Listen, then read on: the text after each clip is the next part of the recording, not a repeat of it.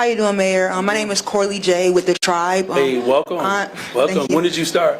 In July, actually. Okay. All right. Well, welcome to the show. Thank you. I wanted to get your thoughts on some city council members securing $2.5 million to keep ShotSpotter.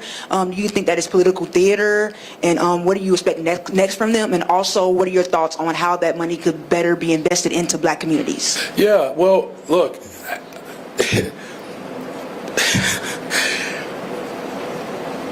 Do we know what's so disappointing about, this effort to raise money for technology that has proven all over the country that it doesn't work, is that these individuals are spending more time talking about technology in a particular neighborhood while not being able to admit why they believe that technology is needed in the first place. That's the part that's actually it's disappointing, and it's just short-sighted. I mean, do I think that there could be better use for that type of corporate dollars? I wish they would have used that money to actually run commercials in favor of them paying their fair share of taxes. They're going to raise $2.5 million for a single item that has proven its ineffectiveness, but work against $100 million that could have addressed housing and homelessness in this city. Do you understand how disingenuous and how unthoughtful that is, particularly when it comes to the very neighborhoods that they say they're advocating for? So yes, I believe there could be a better use of dollars in Black communities that have suffered disinvestment for ages. These are the same individuals that are blocking me from investing in their public schools. So I don't take these individuals seriously. I just don't. If I dare to be so vulnerable, I'll be very honest with you all. It actually hurts. It does. We've lost so much in this city, and there are people who are preying on the fears of families who've only asked for investment. My safety does not come down to a microphone on top of a pole. I gotta believe that these individuals believe that their lives are worth more than that. I think we should be having more substantive conversations around the peace book. Community violence intervention workers. Here's one for you. Jobs. There's a reason why Black boys, Black young men in particular, are the largest subgroup of those enrolling in our community colleges, because I've made that directive. $20 billion of new investments conservatively. I want those young brothers to have the training that they're going to need to build on the west side with the 1901 project, to build on the southeast side with quantum computing. So yes, I didn't mean to get long-winded and to get too off there, but yes, I believe that there are better ways in which we can calculate our investments. Good afternoon, Mr. Mayor. Good afternoon. In February, when my colleague asked you if you were considering any other gunshot detection vendors to replace ShotSpotter, you replied no. Now there's an RFI out for law enforcement response technology. Could you discuss how your position on that evolved and why, and then also how law enforcement response technology fits into the People's Plan for Community Safety? Yeah, so again, as I said before, I'm a collaborator. I listen to people. At the time, my position was very clear. It was about shot detection. But what I have come to appreciate is that there are other forms of technology that we did not have at that time, where it has displayed where there could be more accurate data. In terms of how it fits, it's a small part in it, quite frankly. But it is a part? Well, I mean, look, the bigger goal is to ensure that we actually invest in people. So here's one way to put it. There are sections of the city where ShotSpotter doesn't exist. What's the community safety plan for those communities? I can tell you, it's good jobs, it's good schools, it's housing. So all I'm saying is, look, there are some elements of technology that can be useful, but that is not the be-all, end-all, not for community safety, because if that was the case, then safe communities around America all will have them. Does that make sense? Okay, all right, thank you. Hi, Mayor. Hi. Just on the CTU TIF proposal again, would you consider using the upcoming expiring TIFs for CPS funding instead of what you have intended to use them for, which is for the $1.25 billion bond deal for housing and I have to look development? at I have to look at that proposal, you all. Just if you could just be patient with me, it just came out today. Y'all saw what I was doing for the last 6 hours. Give me a chance to read it, okay?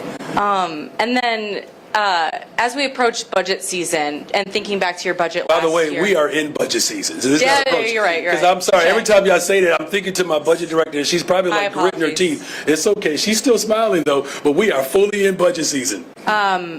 when last year you reinstated the Department of Environment allocating the $1.8 million, but that department still appears to lack, regulatory teeth. Is there a plan to boost its investigatory arm this budget season or beef up that department this year at all, or is that on the back burner due to the, kind of dire? Well, it's still on the table. Look, I reinstated the Department of the Environment because it's an important, component of my administration, building green homes, but also making sure that we're putting in opportunities for green technology that will ultimately lead to sustainable communities and creating economic opportunities for families as well. Look, we knew that we would have these challenges around this budget. We projected that last year. I projected this year's budget when I ran for office. Look, we're going to steady this ship. One thing I can say for sure, that my administration is committed and dedicated to strengthening our city's finances and creating the structural repair to the damage that has been done, unfortunately, because of just malfeasance and, quite frankly, just irresponsibility. Hey, good afternoon, Mayor. Good afternoon. And following up on the city's finances and back to bonds, Alderman Scott Wagaspack during the meeting expressed concern that the kind of progress that has been made right up into, to this year in our credit ratings and such could be endangered by the additional borrowing and things like the refinancing. How do you ensure, and how does your team ensure that we might not be turning a corner and going back down the road that brought us to the No, that's a great point? question. Our CFO, Jill Jarowski. Thank you, Mayor. Jill Jaworski, Chief Financial Officer of the City of Chicago. I'm glad you asked the question. We've been very concerned about a lot of the misinformation that has come out about this bond issue. This bond issue is not adding debt to the city's books. It is a refinancing. Every dollar of bonds we issue is going to pay off other bonds. We are simply taking existing bonds that have 5% and higher coupons and replacing them with bonds that in this market would probably yield somewhere in the 3.5 to 3.8%. So no different than when you refinance your mortgage. If you take a mortgage that, if you unfortunately had to get a mortgage in the last year or so, you'd have a very high interest rate mortgage.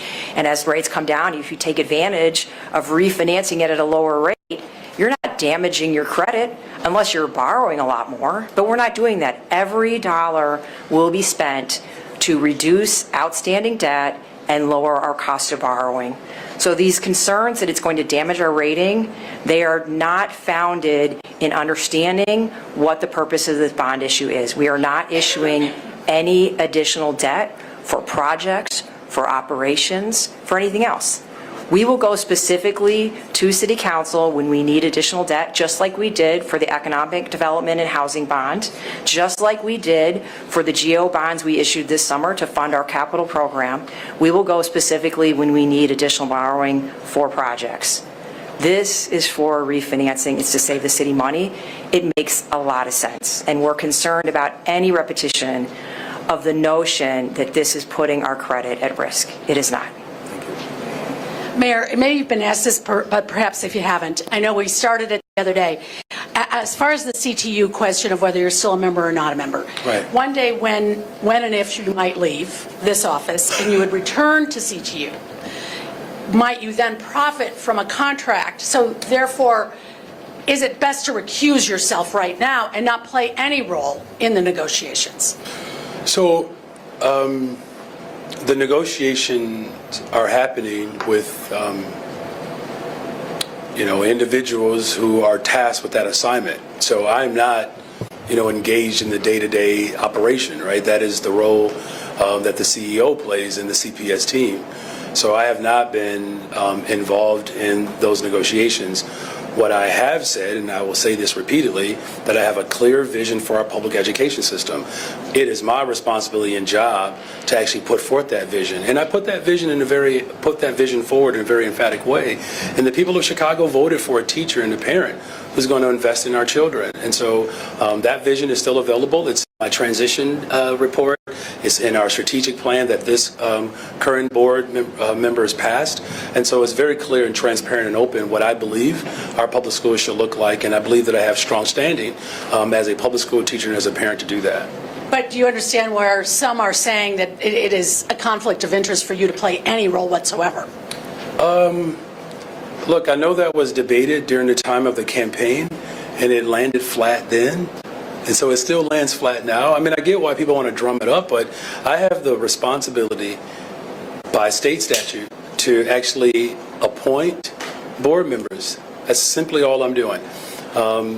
Look, I know exactly what parents need. I do. I really wish there was a school on the west side, a neighborhood school, that offered the full curriculum that my son experiences on the south side, or my two little ones experience outside the neighborhood.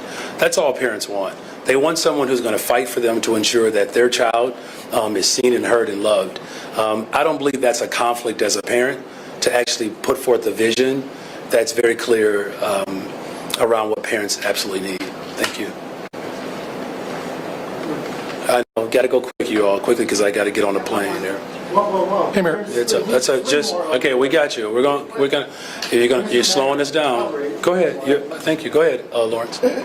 So I spoke to Pedro Martinez today. He is calling on you to essentially double the size of the TIF surplus you did last year, right? It would need to be nearly $1 billion for CPS to receive the amount of money he says is needed to close out a CTU contract, SEIU, the $175 million pension payment. He says he spoke about this plan with you in April. Is that something you're considering? Do you think as I said before, this was asked when you walked outside the room. I've always made it very clear that I'm going to provide the TIF surplus. He didn't call on me to do that. I've been fighting for that before for years in this city. There's no one. If there's one mayor that has receipts about what my vision is for public schools, it's this one. We've always called for a TIF surplus to go back into the taxing bodies. But the size of this one specific. Last year, I think the record was my budget director is here. So look, whatever is there that we can surplus, I've made a commitment. Those are my values. That's not something that anybody had to call for me to do. Mr. Mayor, William. Why don't you use the microphone, Mr. Kelly, if that's okay? You got it. And these will be the last two questions, right? Wonderful. Thank you very much. Mr. Mayor, William Kelly, City News. Last time I was here, I asked you why you were prioritizing migrant spending over public safety. You said that you weren't. A handful of hours later, you earmarked another $100 million to a migrant vendor. $100 million, that sounds like real money to me. You doubled down on your opposition to ShotSpotter, excuse me. Some people are suggesting maybe what we need is body spotter technology. Bodies are piling up in alleys, on sidewalks. People are afraid to call 911 to pick up, to have the city come and pick up these bodies, okay?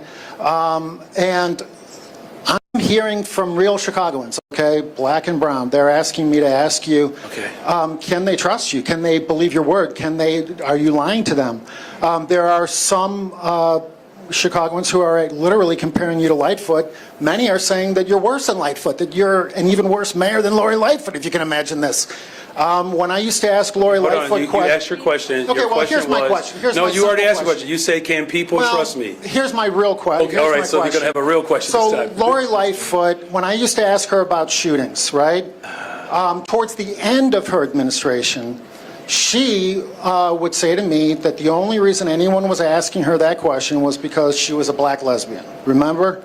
Now, you're not even 2 years into your administration, and whenever anyone asks you, difficult questions, you give essentially the Lori Lightfoot black lesbian answer. That somehow people are questioning you because you're black. You got to get to your question, man. Well, just your question. You've got 2 more years.